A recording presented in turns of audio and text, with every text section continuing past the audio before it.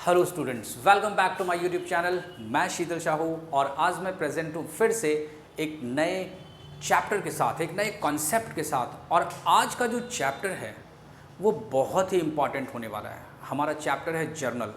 Students, ये एक ऐसा चैप्टर है, ये एक ऐसा कॉन्सेप्ट है जिस पर पूरा अच्छे से कमांड होना बहुत ही ज़रूरी है ना। जर्नल के चैप्टर को अच्छे से कमांड कर लेंगे अगर आप, तो आपको 11th स्टैंडर्ड के बाकी चैप्टर्स में काफ़ी आसानी होगी। जैसे जर्नल पे अगर अच्छा कमांड रहा तो लेज़र वो बहुत ही ईजिली निकाल लोगे।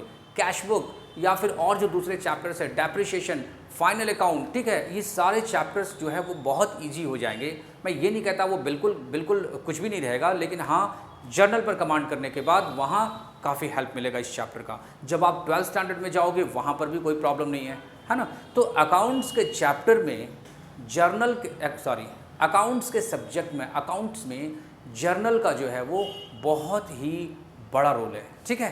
तो जर्नल के बारे में हम यही कहेंगे कि जो भी बिजनेस ट्रांजैक्शंस होते हैं उसका जो फर्स्ट टाइम रिकॉर्डिंग होता है वो हम जर्नल में ही करते हैं, है ना। जब हम लोगों ने अकाउंटिंग का डेफिनेशन पढ़ा था तो पहला क्या था, आइडेंटिफाइंग, है ना। पहले हम आइडेंटिफाई करते हैं कि फाइनेंशियल ट्रांजैक्शन है कि नहीं है, फिर हम उसका मेजरमेंट करते हैं, है ना। और तीसरा पॉइंट था रिकॉर्डिंग। ओके, तीसरा पॉइंट था रिकॉर्डिंग।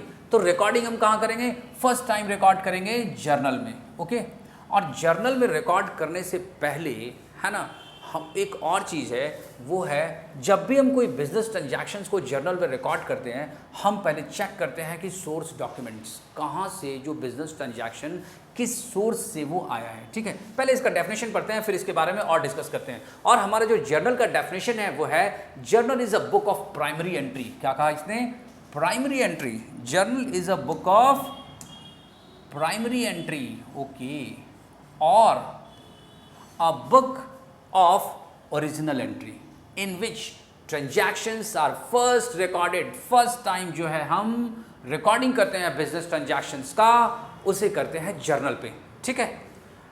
इन chronological order, टाइम वाइज, है ना, date wise, from the accounting vouchers that are prepared on the basis of source documents. जो भी सोर्स डॉक्यूमेंट्स होते हैं, मीन्स कैश मेमो और इनवॉइसेस और परचेज बिल्स, मीन्स वाउचर्स।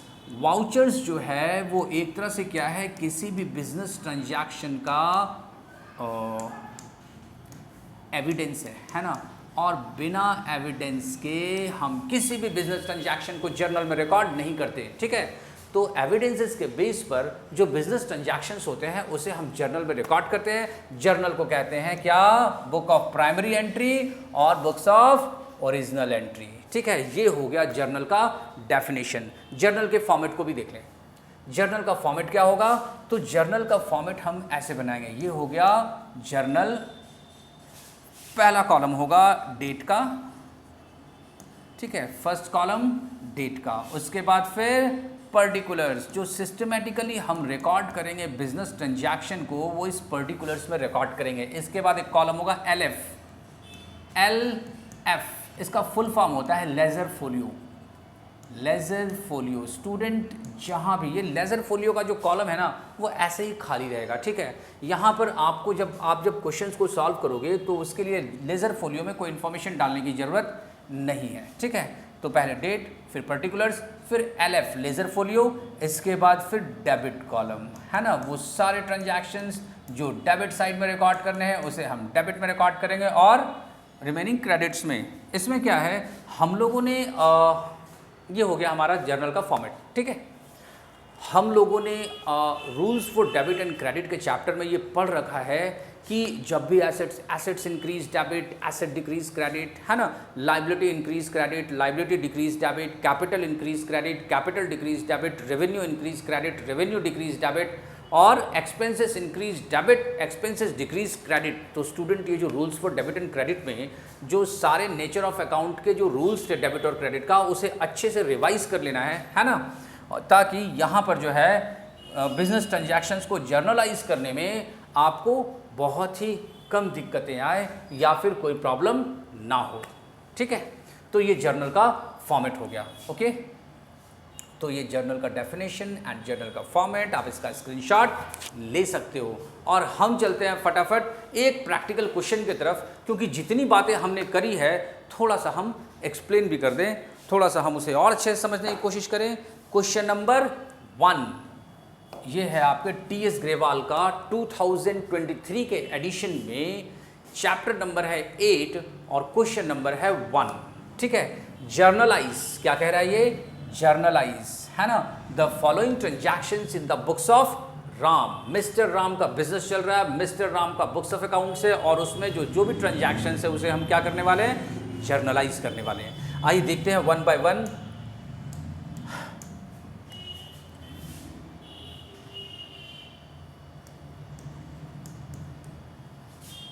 पहले हम जर्नल का फॉर्मेट ओपन कर लें।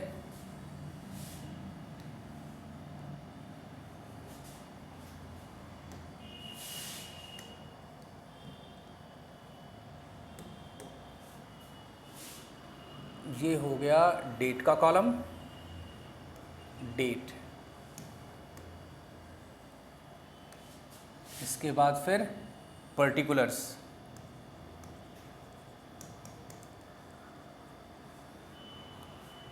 इसके बाद फिर LF, लेज़र फोलियो, फोलियो का मतलब होता है पेज, है ना, लेज़र फोलियो, ये कॉलम खाली रहेगा। ठीक है, और इसके बाद फिर debit and credit, debit and credit. इस क्वेश्चन को हम बड़े आराम से सॉल्व करेंगे, समझते हुए सॉल्व करेंगे। ठीक है, और देखते हैं सबसे पहले 2023 अप्रैल 1 का पहला transaction, business started with cash ₹1 lakh, business started with cash ₹1 lakh. Students, इस बिजनेस ट्रांजैक्शन में दो अकाउंट इन्वॉल्व है, एक है कैश अकाउंट और दूसरा कैपिटल अकाउंट। ठीक है, एक कैश अकाउंट और दूसरा कैपिटल अकाउंट। तो हम यहाँ जो रिकॉर्ड करेंगे, ध्यान रखना, दो अकाउंट इन्वॉल्व है, कैश जो है वो बिजनेस में आ रहा है, it means cash asset nature का है, ये बिजनेस में इंक्रीज कर रहा, तो हम इसे करेंगे डेबिट। ये इस तरह से कैश अकाउंट डेबिट, और डेबिट कॉलम में डालेंगे इसे ₹1 lakh, to capital account 1 lakh credit. Actually यहाँ पर क्या हो रहा है, ध्यान देना, हमने इसे एक सिस्टमैटिकली रिकॉर्ड किया। जो जर्नल एंट्री में जो हम रिकॉर्ड करते हैं, है ना, जो हम जर्नल में बिजनेस ट्रांजैक्शंस को रिकॉर्ड करते हैं वो इसी तरह से रिकॉर्ड करते हैं। डेबिट होने वाले अकाउंट को हम हमेशा ऊपर लिखेंगे, और जो क्रेडिट यहाँ लिखा है टू कैपिटल, ये टू जो है ये इंडिकेट कर रहा कि कैपिटल अकाउंट जो है वो क्रेडिट हो रहा है।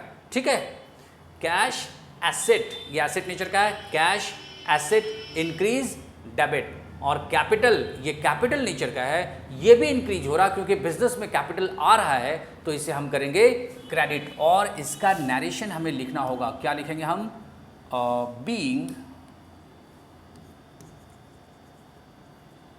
स्टार्टेड बिजनेस,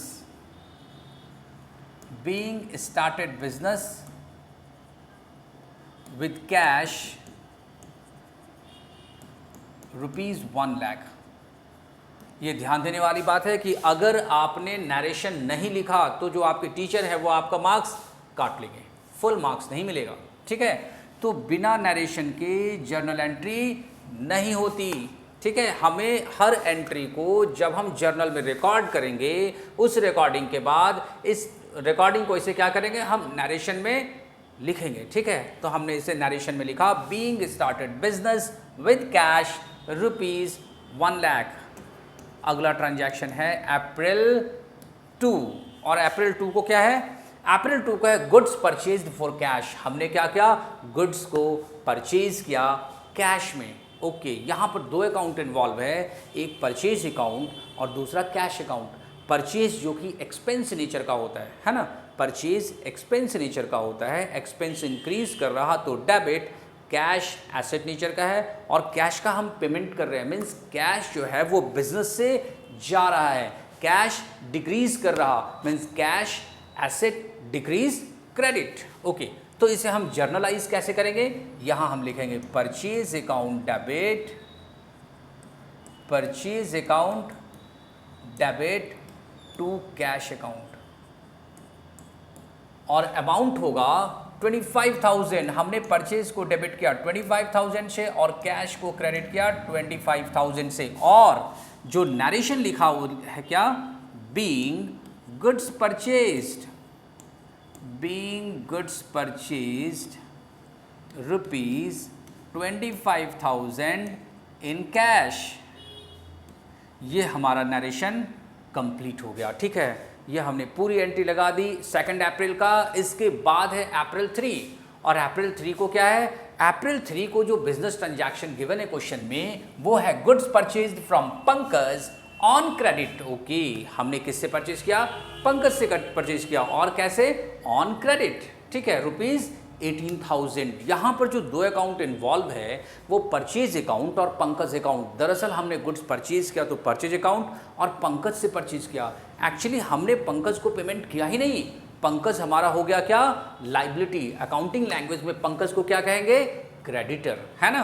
तो हम यहाँ लिखने वाले हैं 3 अप्रैल का business transaction, April 3 goods purchase from Pankaj on credit. यहाँ रिकॉर्ड करेंगे हम purchase account debit.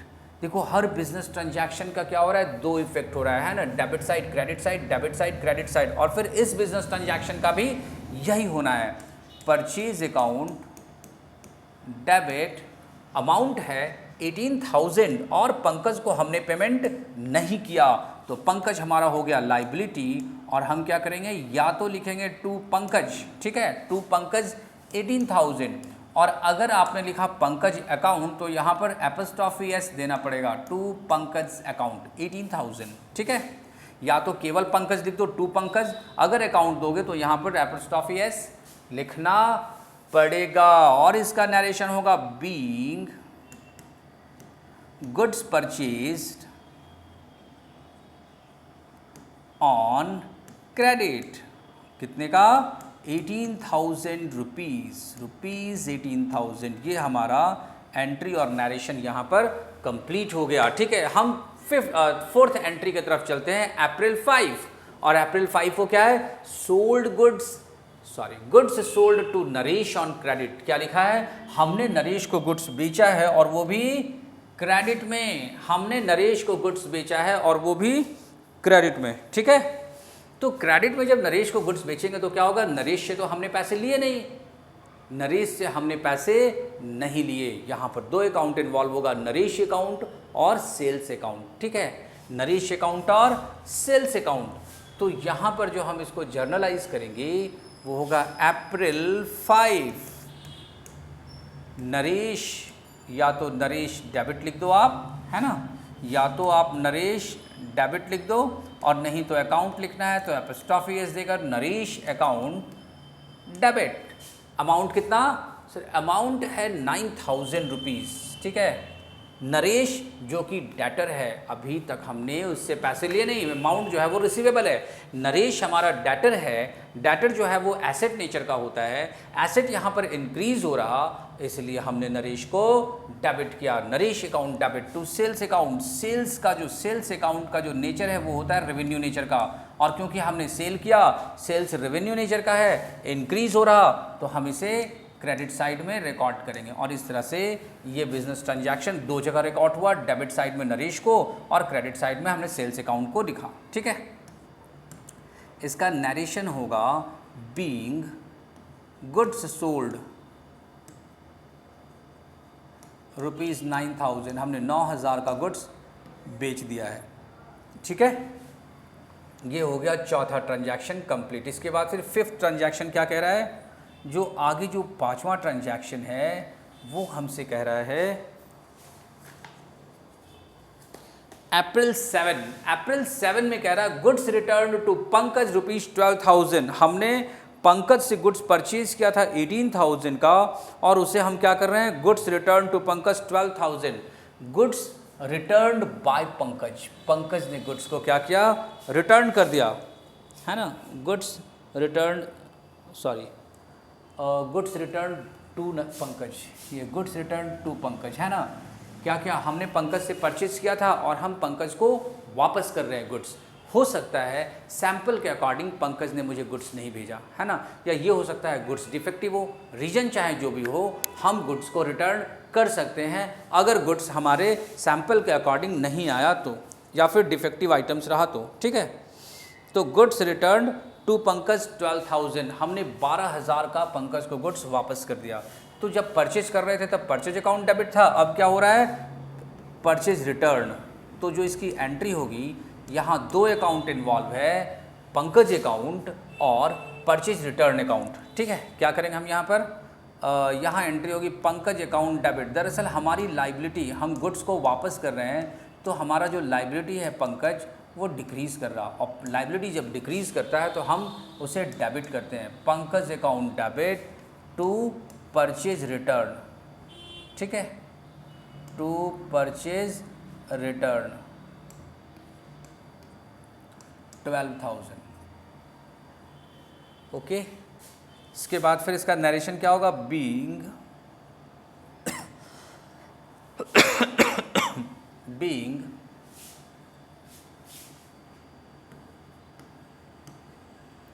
Goods returned to Pankaj rupees 12,000। तो 12,000 से हमारी लायबिलिटी जो है वो डिक्रीज कर गई। ठीक है, जो अगला बिजनेस ट्रांजैक्शन है इसमें वो है गुड्स रिटर्न्ड बाय नरेश, है ना। मतलब हमने नरेश को जो अभी अभी बेचा था गुड्स 9,000 का, अब वो गुड्स रिटर्न कर रहा नरेश 1,400 रुपीज़ का। ठीक है, तो यहाँ पर हम क्या करेंगे, यहाँ पर हमने नरेश को सेल किया था और अब क्या हो रहा है, नरेश जो है वो गुड्स वापस कर रहा है। इट मीन्स मेरे बुक्स ऑफ अकाउंट्स में क्या हो गया, वो सेल्स रिटर्न। और इसका जो डेट है वो डेट है अप्रैल 9। क्या हो गया अप्रैल 9 को, गुड्स रिटर्न बाय नरेश। तो यहाँ लिखेंगे हम sales return account debit to Naresh, sales return account debit to Naresh account, amount है 1,400 का। ठीक है, क्या लिखेंगे यहाँ पर, being sales return ₹1400।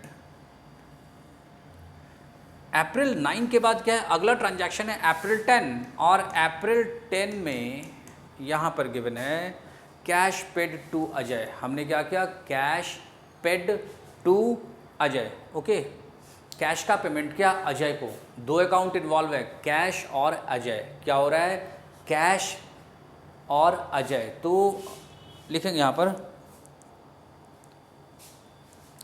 Ajay account debit. दरअसल अजय जरूर हमारा लाइबिलिटी रहा होगा, तभी तो हम अजय को पेमेंट कर रहे हैं, है ना। Ajay account debit to cash account, business से पैसा बाहर निकला अजय के लिए, है ना। और अजय जो कि लाइबिलिटी है हमारा वो डिक्रीज हो रहा 6,000 रुपीज़ से। अजय जरूरी हमारा क्रेडिटर होगा तभी हम पे कर रहे हैं, क्रेडिटर मीन्स लाइबिलिटी, और लाइबिलिटी को पे कर रहे हैं, इट मीन्स लाइबिलिटी डिक्रीज हो रहा, लाइबिलिटी डिक्रीज डेबिट, और कैश एसेट डिक्रीज क्रेडिट। ठीक है, इस तरह से हमने इस ट्रांजैक्शन को रिकॉर्ड किया, जर्नलाइज किया, और इसका जो नरेशन होगा वो होगा being paid to Ajay, being paid to Ajay ₹6,000। ठीक है, इसके बाद जो अगला बिजनेस ट्रांजैक्शन है क्वेश्चन में ये है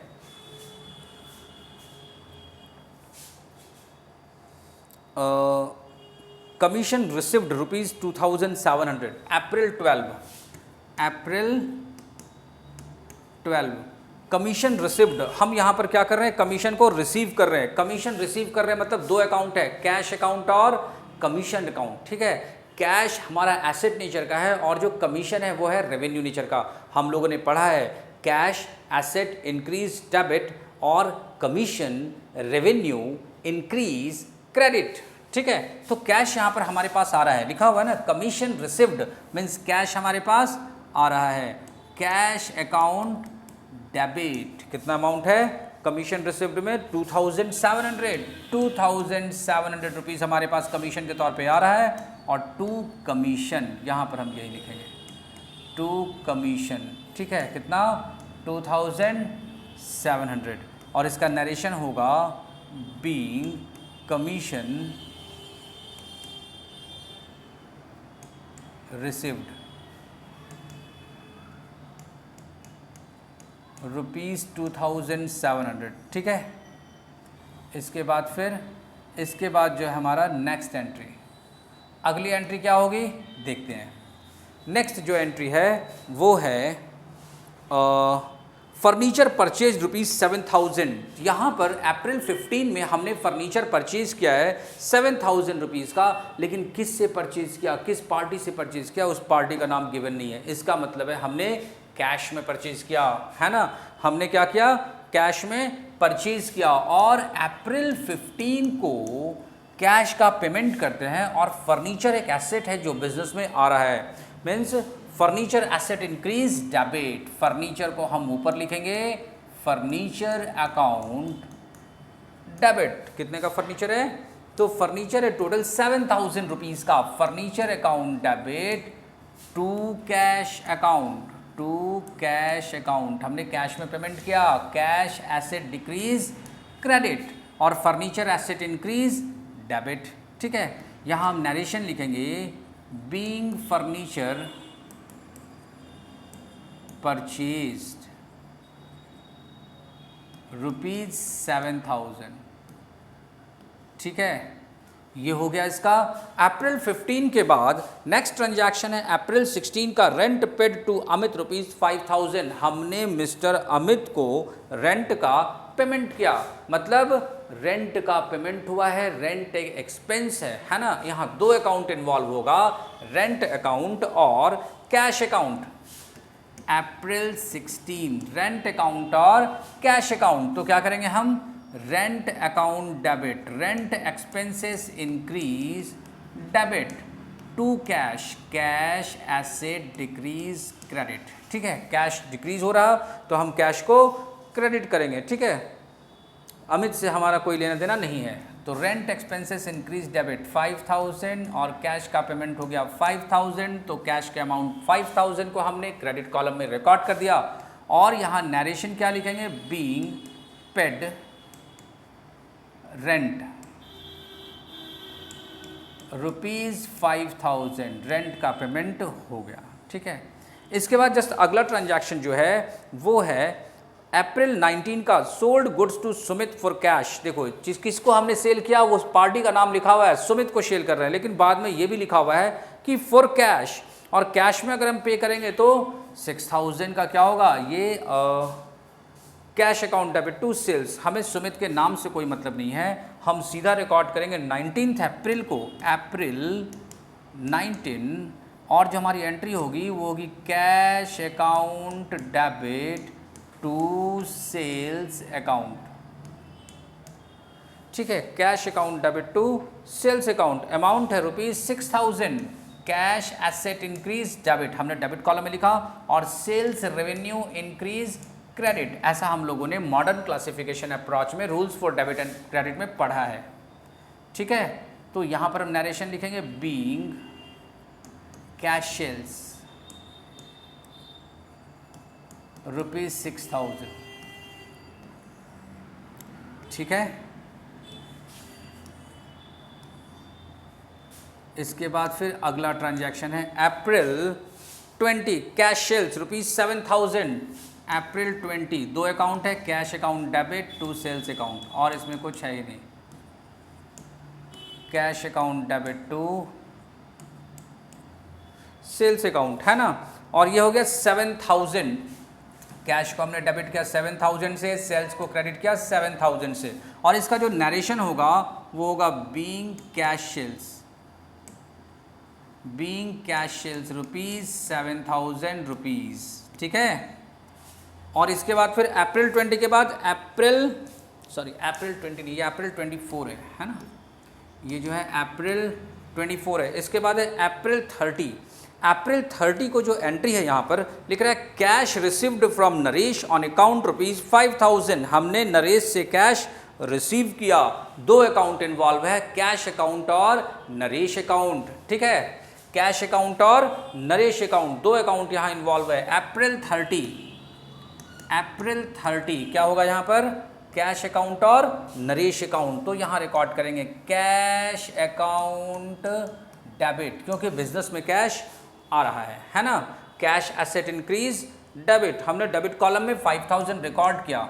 और नरेश जो कि हमारा डेटर है, हम अपने डेटर से कलेक्शन कर रहे हैं, तो हमारा डेटर क्या हो रहा है? डिक्रीज हो रहा है। तो डेटर एसेट डिक्रीज क्रेडिट, हमने क्या किया? इसे नरेश को क्रेडिट साइड रिकॉर्ड किया, क्योंकि ये पहले हमारा एसेट था, अभी इसने पेमेंट कर दिया, और क्योंकि इसने पेमेंट कर दिया तो क्या हो गया? एसेट हमारा डिक्रीज हो गया। हमने नरेश के अमाउंट को क्या, नरेश के अकाउंट को क्रेडिट किया। और इसका जो नरेशन होगा लिखेंगे being cash received, being cash received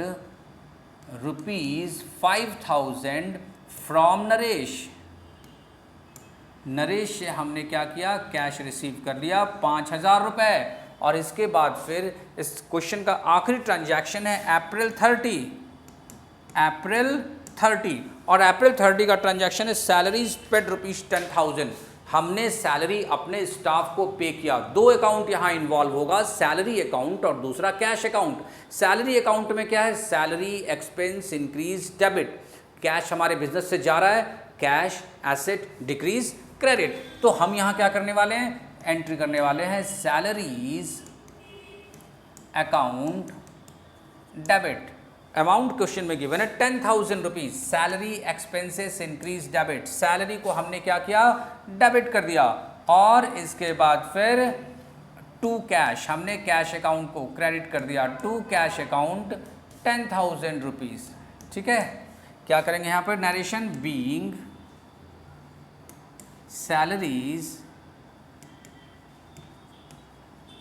paid 10,000 rupees. ठीक है, और इस तरह से ये क्वेश्चन का आखिरी ट्रांजैक्शन है जिसे हमने रिकॉर्ड कर दिया। ठीक है, ये इस क्वेश्चन का पूरा सॉल्यूशन ये हो गया है।